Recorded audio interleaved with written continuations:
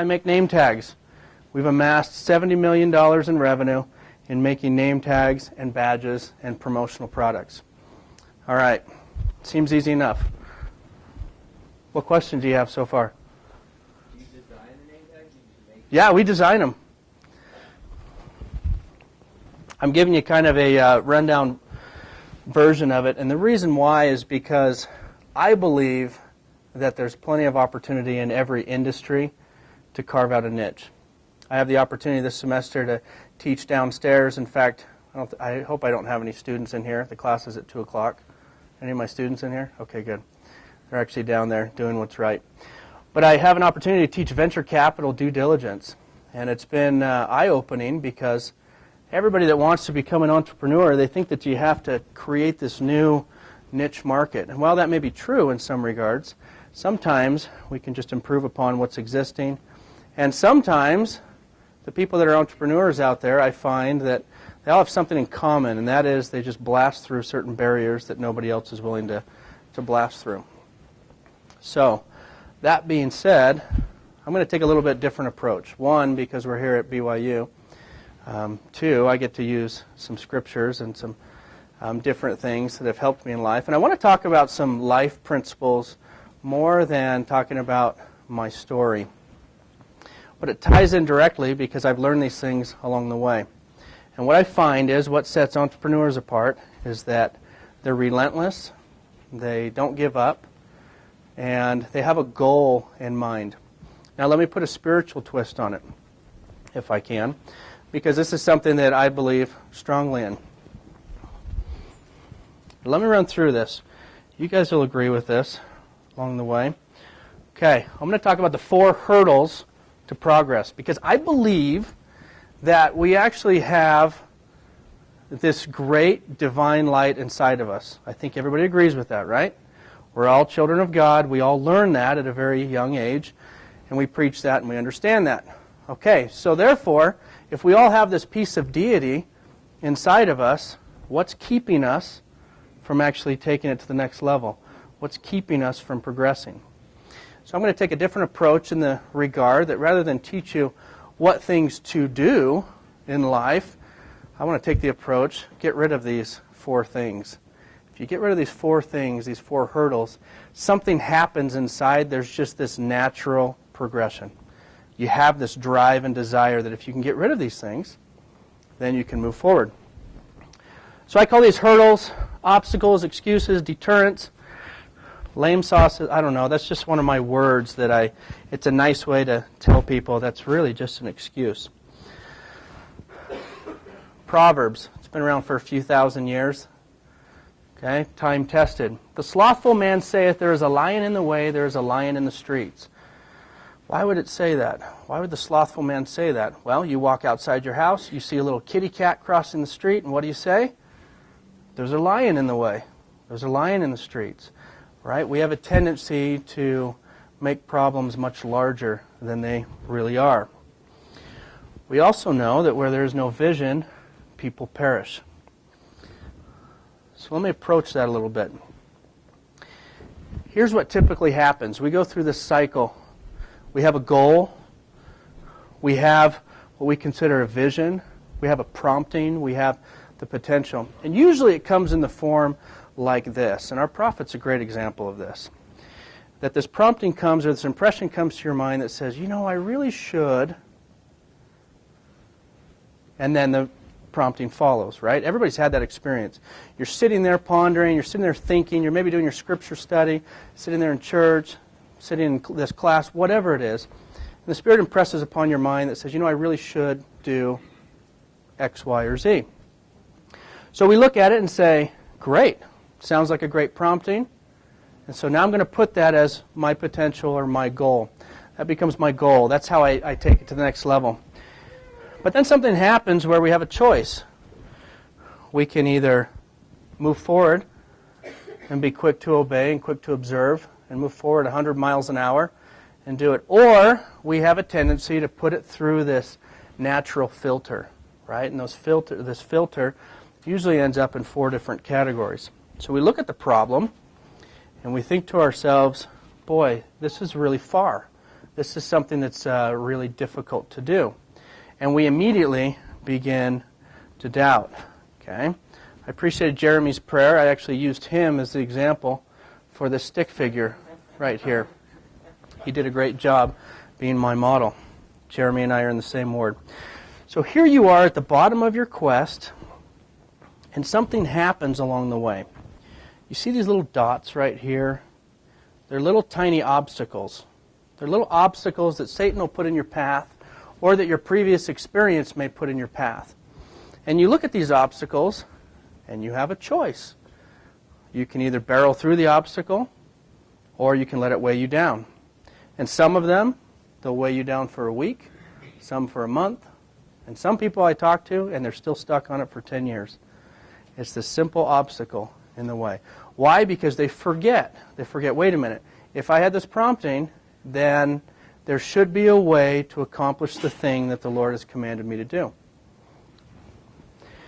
As we get farther and farther along our path, we find that some of these obstacles get a little bit bigger before we finally reach our full potential. So let me talk about 4 of these things. I want to categorize these 4 things, these obstacles that we end up running into. First one is fear. I think it's the most important one because when we get rid of the other 3, fear is the only thing that's left that's standing in the way of achieving our goal or the thing that we're supposed to do. Second one is blaming. Love that picture. Third one, complaining. That cell phone looks like it's about 8 years old. And justification.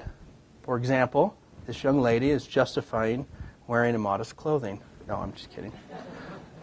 Just want to throw that in there. So fear, what's the opposite of fear?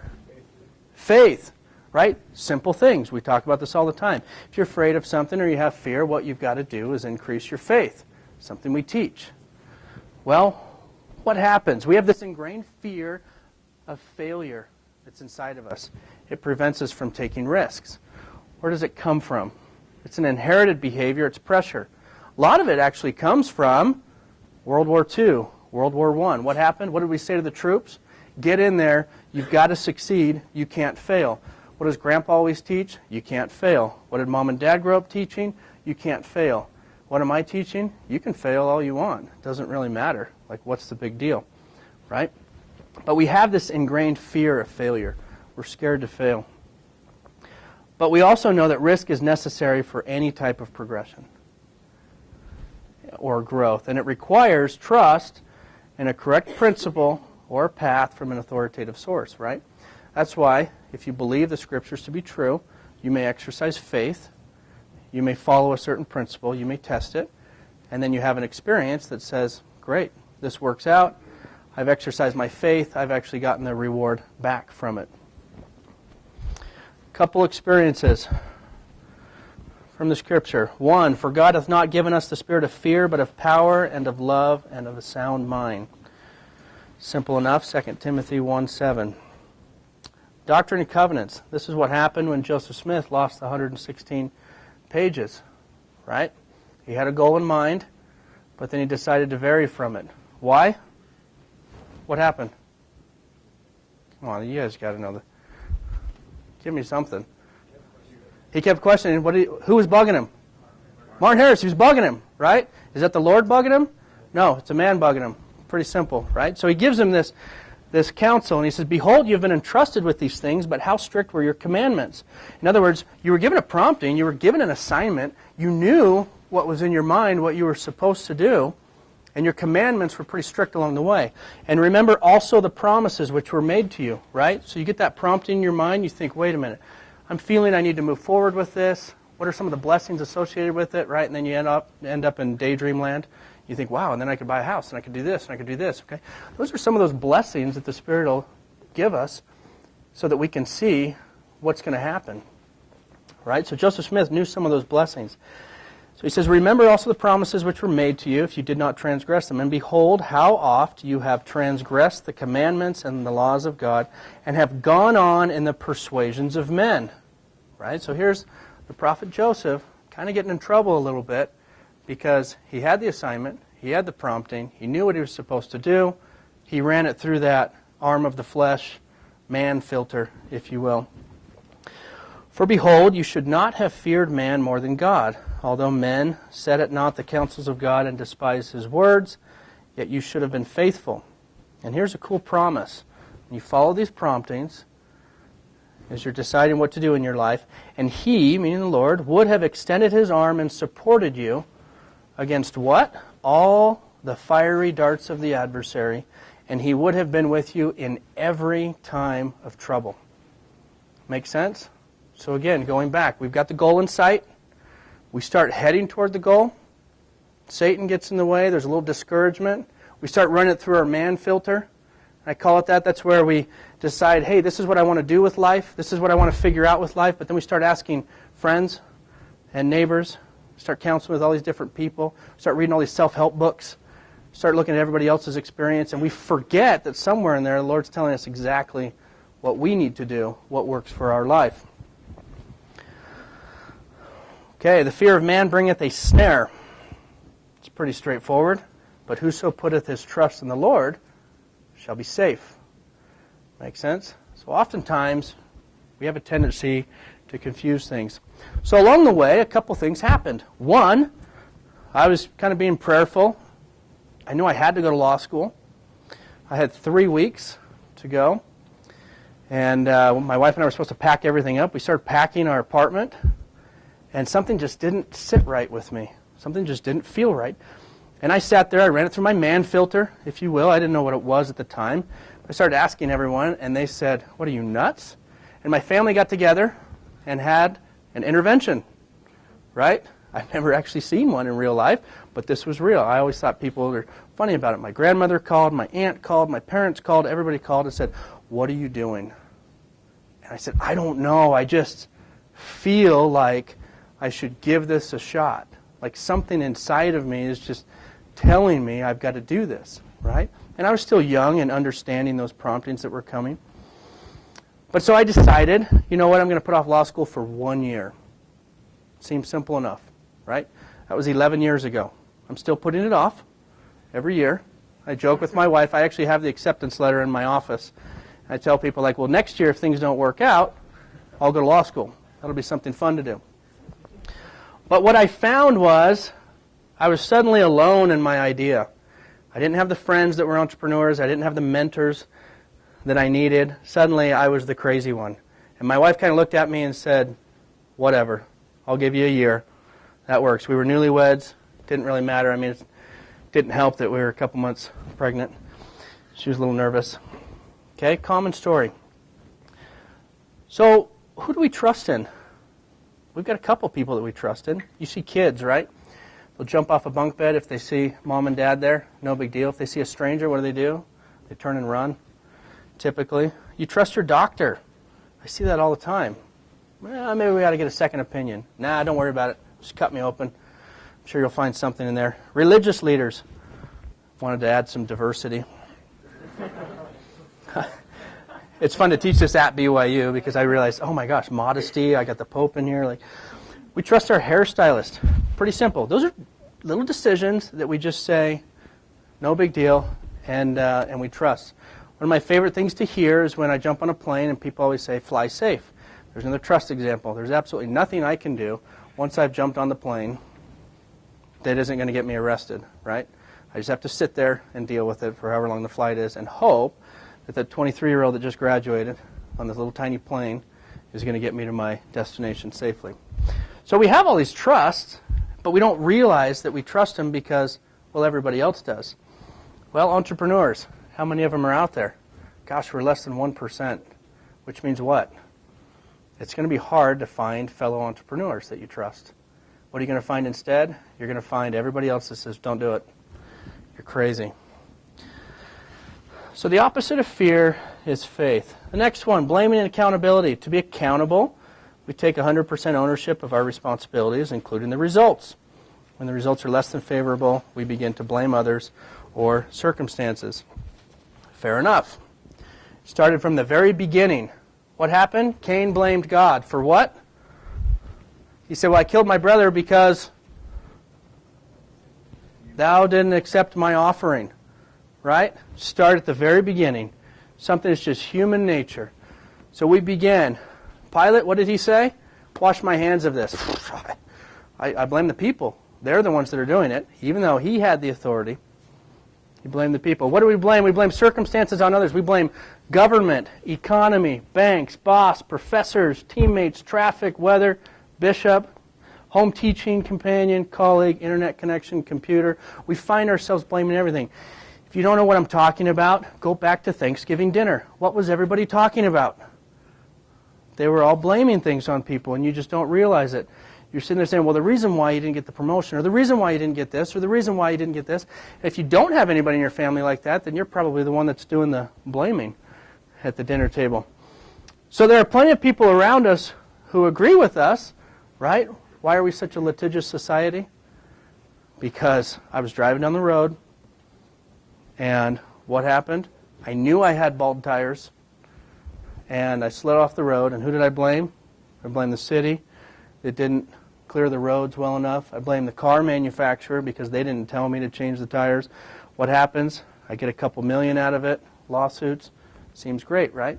We're such a litigious society because we're scared. We're scared, and so we end up feeling so much better when we blame somebody else. Simple history. We find so much blaming in society that I hear this a lot at work. I'll say, hey, client called me personally. We messed up a $10,000 order. It's kind of a big deal.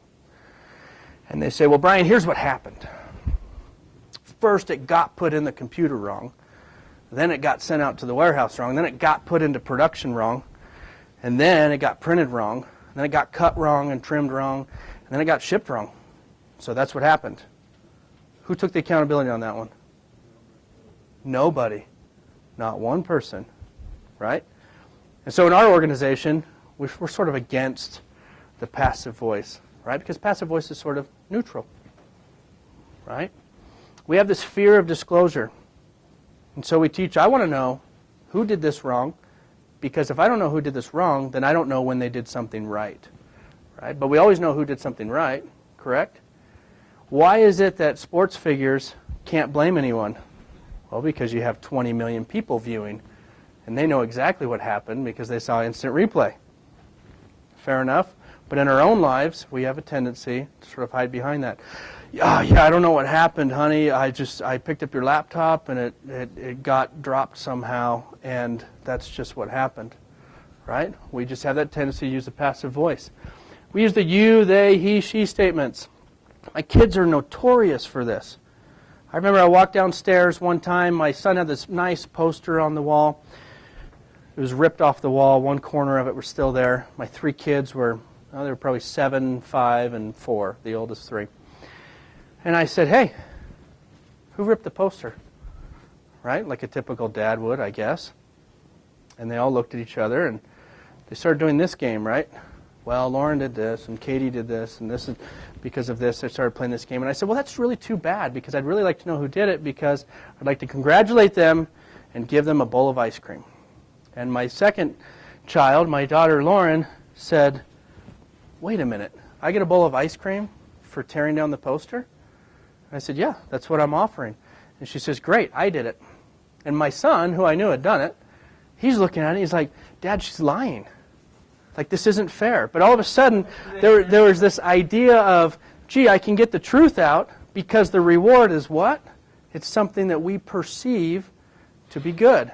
When we perceive that the reward is bad, we start blaming. So how do we get around it? Start using active voice in your life. You'll hear what happens. Everybody's had a roommate, right? Hey, I don't know what your plate got messed up. I'm sorry. Like I don't know what happened, but it got something. Okay? We have a tendency to do that. And we walk in and like, what are you talking about? I know exactly who did it. I can even tell what happened to it. Like, I don't know. It got dropped or it got messed up somehow. Okay? In our life, we're afraid of full disclosure. That's why athletes learn the hard way.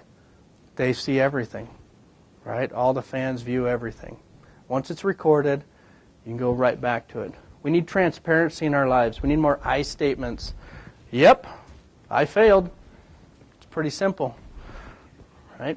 When we do that, we have a better influence on everybody else.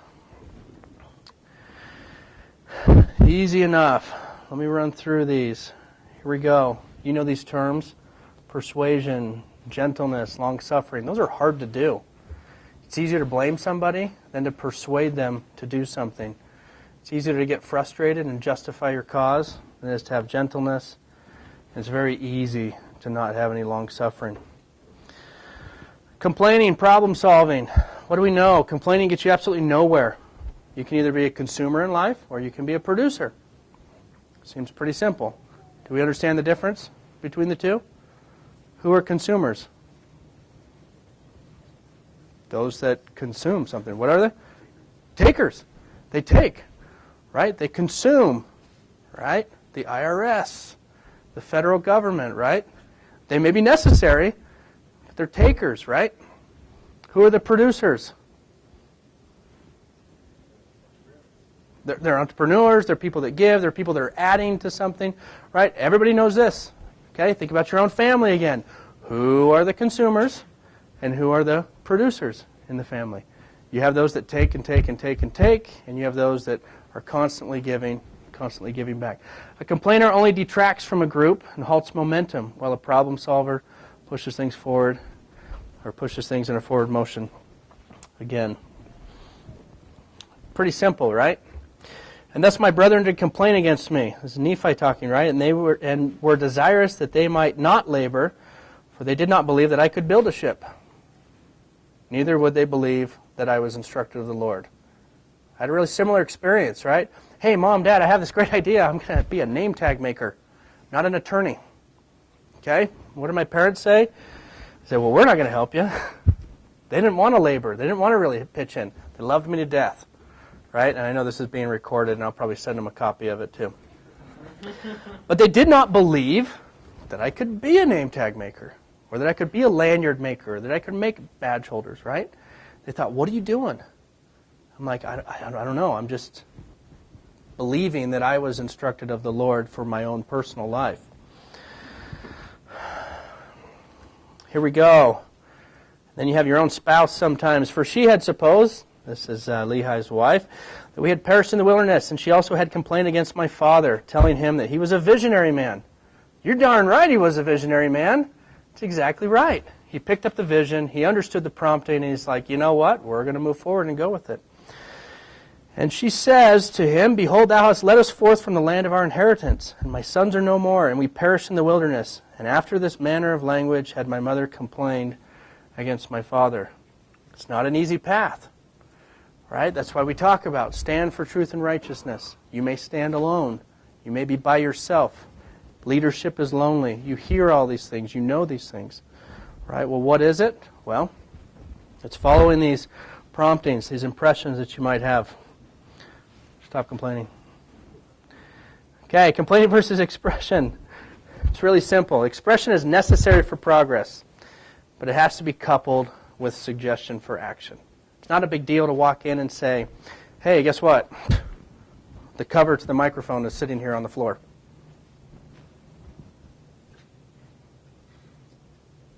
There's no action item, right? And everybody's thinking like, so? I don't know what to do with it now. Do you know what to do? Any suggestions? Oh, pick it up. Yeah, good. See? Now I'm not necessarily complaining anymore. But here it is. It's been sitting there the whole time, right? And it's been bugging me.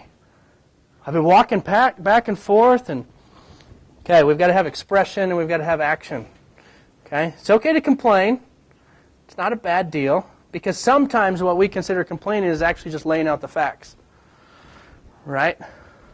Every Sunday morning, everybody gets up, and what do they complain about? The sports loss from the day before. Right? Those that lost, they complain about it. Well, what's the action item? Nothing. Okay, so we're kind of taught in our society that it's okay to complain a little bit. But if we complain too much, and we don't have any action behind it, it can absorb us. It can take us down. Okay, there's that pattern found in 2 Nephi 4, right? The Psalm of Nephi. He goes through, what's he doing? He's kind of complaining a little bit, having that moment, and then he's like, wait a minute. Awake my soul, no longer droop in sin. I can get out of this. I've got a plan of action. In fact, what I can do is, hey, let's move forward and we'll finish the temple and we'll do all these other things in the subsequent chapter. So he moves forward with some sort of action. My son wanted me to add the Rubiks Cube on there, and there's that one. So I told him I would do that. He's 10. Okay, justification. It's the fourth one. So we've got fear, blaming, complaining, and justification. Justification is based on the belief that I know best. Criminals justify that their needs, wants, ideas, time are more important than the law, right? We talked about being above the law in our venture capital class. And it was great because one of my students said, why don't we watch Sergio Flores, who's this sax man? Have you guys seen it? No takers? Some of you? Come on, give me something. Okay. You've seen this guy, right? Playing, what is it, Careless Whisper? Over and over and over again. And there's a part in there that says, well, he's above the law. And the law says, no, nobody was above the law. But we have this tendency to think that we're above the law. And the sad thing is, sometimes we think we're above God's laws. Where we say, well, I understand that he put this prompting in my mind, and I understand that I'm supposed to be obedient to it. But what? I'm scared, it's hard, it's difficult, it's this person's fault. See how these all tie in together? We start the blaming, the complaining, and the fear. Justification is based on a disrespect for authority. But when you have respect, it creates obedience and a sense of responsibility. Obedience to self, others, and God. We know and recognize that when a prompting comes and we follow it and we move forward and we're quick to observe and we observe with exactness, right? And we obey with exactness, we recognize that there's a blessing that's going to come. Pretty simple. Doctrine and Covenants, section 50, verse 24, talks about he that receiveth light. So you receive that truth or you receive that prompting and you continue in God and continue within God, which means you're still going to move forward on the path. You're not going to run it through the man filter. You're not going to go through the flesh filter, whatever you want to call it. You're going to just go and say, you know what, I believe that I can actually do this, so that he that continueth in God receiveth more and more light, right? And that light groweth brighter and brighter until the perfect day. That's the pattern that the Lord's established. So again, when we talk about, well, so how do I get the business off the ground? How many of you guys have a business idea? Come on, don't be shy. There's a little bit of fear. So, maybe half the room. Half the room's got a business idea. Okay. I feel like the number one thing that keeps people from launching the business idea is what? Yeah, it's fear. It's fear. And if they say it's, well, no, not me. That's not mine. It's money. I'm like, go borrow the money. Have you seen the interest? I can't. I know I'm not going to buy. Well, no. How do I pay that? I mean, the debt, everything. Okay. It comes down to fear. Have you prayed about it? Do you feel good about it? Okay. What's keeping you from moving forward on it? Well, yeah, it's crazy. And there's this scripture that says this, and my parents say this, and I recognize that. But in your own personal relationship with the Lord, what does He say? How does He feel about it? What does He want you to do? How does He want you to do it? If you're going to obey and follow the Lord, remember the promise at the beginning. He's going to get rid of all the fiery darts of the adversary. In other words, He's going to clear the path for you. And He's going to get you out of trouble every single time. That's the pattern that He's established. Okay. What questions do you have?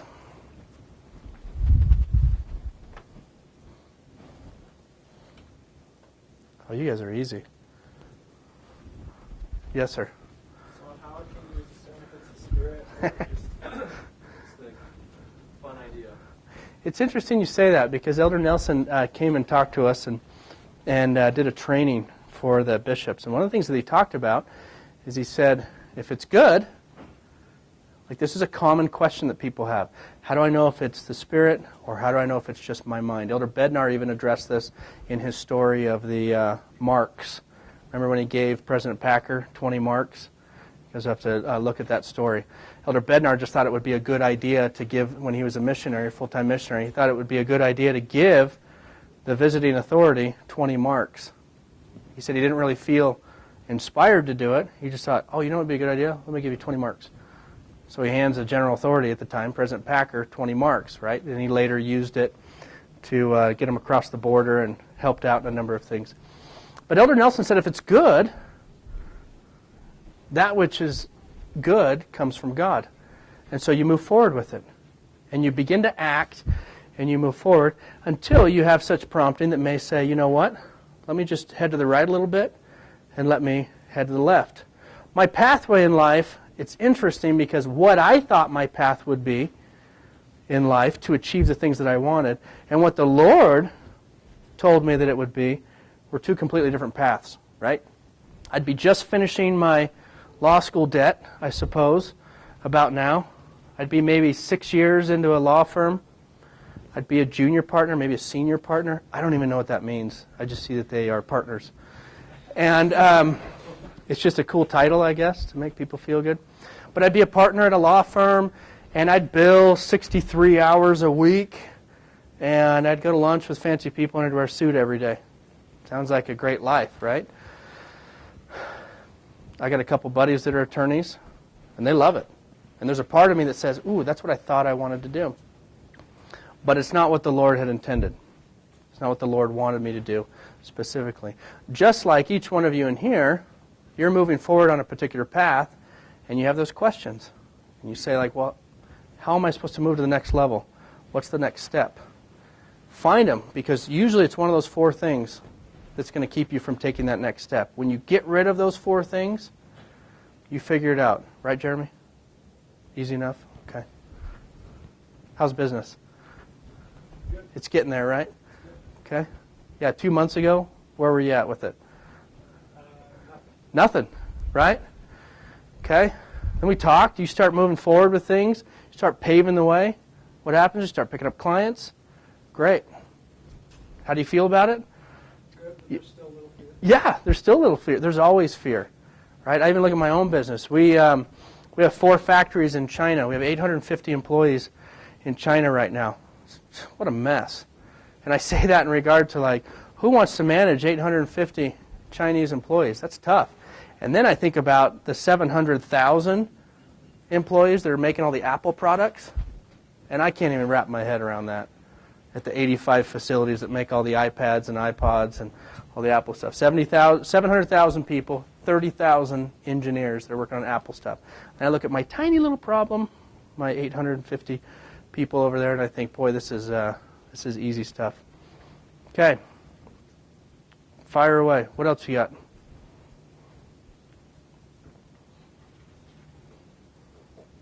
Go ahead.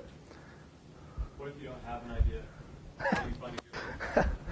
Well, what's the purpose of the idea? Maybe the Lord doesn't intend for you to have an idea.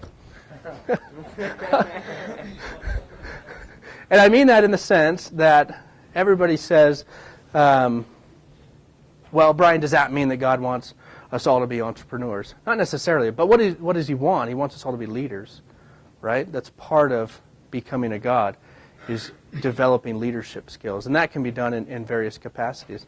But again, I think that's a personal experience where you go through it and say, let me pray about it if I don't have an idea. But do you want to be an entrepreneur? Sure. Is that your desire? Great. Once you start networking and getting out there, you just find something. Usually the ideas come like this, right? When they usually drop a word that may not be appropriate because something happened. Like they drop something, hit something, bang something, whatever, and the entrepreneurs and us step back and say, I think we ought to get a fix for that, right? Seems easy enough. One of my ideas came on a cruise ship. We're sitting there. I was laughing every day. I was making fun of the announcements every day where the cruise director would say something to the effect of, well, we lost 2 more people today on the tours because we tried to find them. They didn't get back to the boat on time, so they'll have to meet us at the next port, right? And that's something that they always tell you, right? You got to get off the next port. If you don't get back on the ship on time, you have to meet at the next port. So the idea came, wait a minute, we do lanyards. GPS is kind of cool. So let's develop an idea to put these lanyards on all these 73-year-old people that are hopping around. Because, I mean, when you think about it, from a tour guide standpoint, this tour guide takes 100 people, like a geriatric unit. They take 100 people, take them to the middle of Italy or Tunisia or wherever it was. We were actually on a European cruise, and I'm thinking like, wow, how do they not lose these people? because I would lose all these older people, right? So I thought, just put a lanyard on, put a little unit in there, and the tour guide says it's time to go.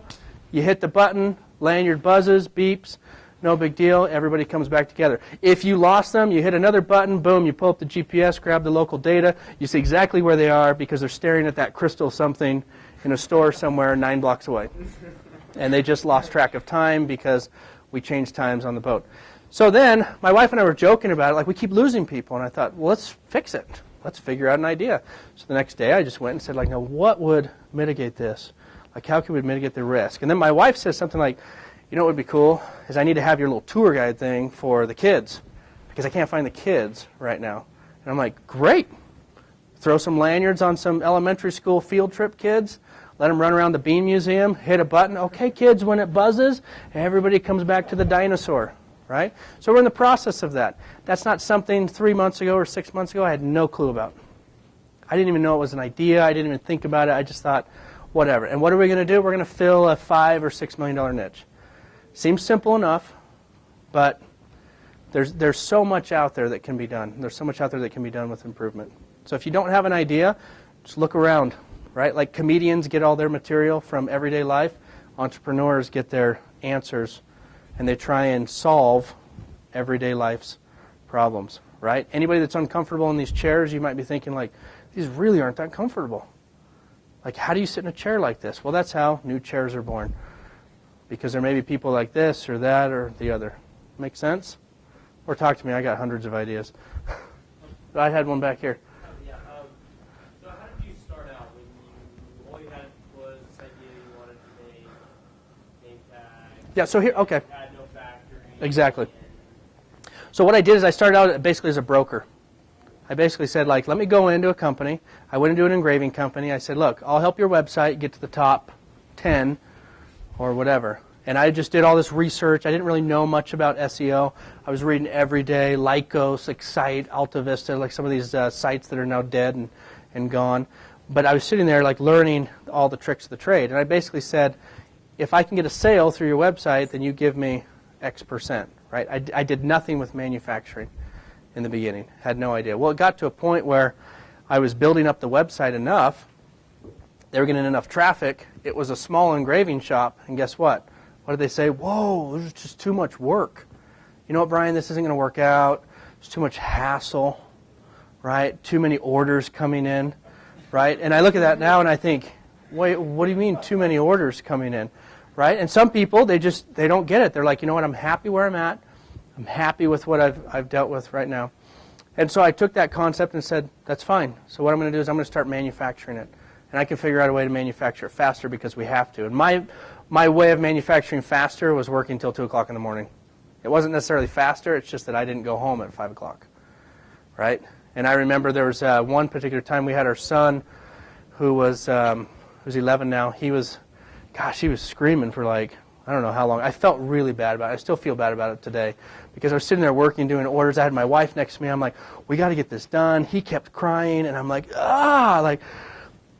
why, Lord? Why do I have to choose between my crying child and these things that I'm manufacturing?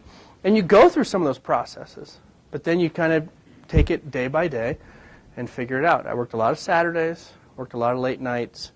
I just worked all the time, right? And then I realized, guess what? The Savior did the same thing. He's like, I work all the time, and my Father in heaven, He works too. So we just work all the time. Jerusalem closes. Let's head over to the Americas and see what's going on over there, right? You just keep working around the clock. Make sense? So that's what happened. You sort of follow that pattern. But what I didn't do is I didn't really get into credit card debt like some people. I don't consider myself that crazy. I was talking to Spencer a little bit. Like, I'm just a numbers guy. Like, this makes sense. If I can get X number of clicks through on the website and I can get X number of people, then I can handle X number of orders and I can farm out X number of work.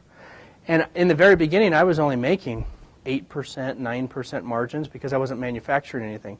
But I didn't care because on a $100 job, $9 was better than nothing at the time. And I thought, man, if I could just get 20 of these $9 jobs, wait a minute, and then I can get 20 of these $9 jobs in an hour, and all I'm doing is just feeding the orders through. And then I need to figure out how to feed the orders through faster, and then I need to figure out how to manufacture these. And that's how we started. And because we existed as a company, people just started finding us. And this year we're finally working on our outbound model. Like everybody finds us still. And it's crazy because everybody in this room says like, well, we don't even know what your company is. We've never even heard of it. And I'm like, I know, it's strange. But people find us on the internet. We have about 50 domains now that all feed back into the main company site. And we put everything under one umbrella, and we manufacture everything, or most of it, in an 80,000 square foot facility in Springville. And so we've got 150 employees here, and I was telling Spencer, we do between 120 to 150,000 pieces a day now. And it's actually kind of cool. Like you just see all the processes go through. And my wife still comes down and visits and says, hey, this is a cool way of doing it. Remember when? I'm like, yes, I do. And that's why we do it like this now. So when I started, it's a typical story, but I consider myself a little different than other entrepreneurs because I still had a lot of fear in the process. Like Jeremy's saying, like, hey, I'm getting rolling, but I don't know what that fear, that's something I constantly struggle with. Like the next step. We're opening additional locations in the U.S. in the next year. I'm stepping down as CEO. I'm moving to chairman of the board as of January 1st. So it gives me some time to work on strategy and establish some broader objectives and policies. But in the beginning, like I was just a regular numbers guy. If the numbers work, let's do it. If they don't, then they don't. Make sense on certain ideas. What else? There's another one over here. I was going to ask, how do you spot a good idea from a bad one? Well, that's what's interesting. So as I was prayerful about things, you get into section 61, and the Lord starts using this phrase, it mattereth not unto me. That was one as I was trying to answer that question. I was praying about, well, is this a good direction to take the company? And I feel like my response was, it mattereth not unto me. And then section 62 said the same thing. I don't care if they return 2 by 2 or all together, it mattereth not unto me. And then section 63 and 64 say the same thing. Let there be a craft bought or built, it mattereth not unto me, right? So all of a sudden I realized the Lord didn't care what kind of cereal I ate in the morning, as long as I followed certain correct principles. I've had some bad ideas along the way. I've had some things in the process that made sense numbers-wise, and I thought, well, maybe this will work. There's got to be a reason for it. But in the end, I think it's trial and error. You guys are learning the entrepreneurship skills that I didn't have access to 10 years ago, which is run it through the financial modeling, take a look at it. You can even use anybody else's money, which is kind of cool now, all the venture capital money that's out there. But I don't know if there's a simple formula for that. It's just a matter of doing your due diligence and digging in and deciding if it's a good idea. Okay, I think we got one more question. How much of your company do you still own, or did you sell it off? I own 100%, the entire thing. And it's funny because I was talking to Spencer on the way up, and I said, I get to play this role of benevolent dictator a little bit because along the way we had people that wanted to buy us out. And again, those feelings were, gosh, it sure would be nice to take 5 or 10 or 15 million in funding. That sounds great, right? That's everyone's dream. But then those impressions came. That's not why you're doing this. I thought, darn it. Okay? Because I want to do this. So along the way, it may have been fiscally sound for us to take funding. But what I typically would do is I would meet with the venture capital firms. I'd say, well, what are you guys going to do different than I'm going to do? Because I've got this partner that I pray to every night, and he keeps sending me all of these things that I need to do. So my list is pretty big. What can you guys do? What can you offer on the table? And I'm not saying that VC firms can't do it. In fact, I started a venture capital firm 4 or 5 months ago to actually help do angel funding for a lot of different companies, to basically help them speed up the process. And I think VC money would have come in and helped us do things faster. That's really what it would have done. But we're at the point where we got through the angel phase, the seed money, the Series A, Series B. We're heading. I mean, we do about $20 million a year in revenue right now, and you know we're on target to take that to $50 million in 2013. And so we've kind of passed a tipping point in a sense. And I think the VC firm would have gotten us there in maybe 07 or 08. Okay.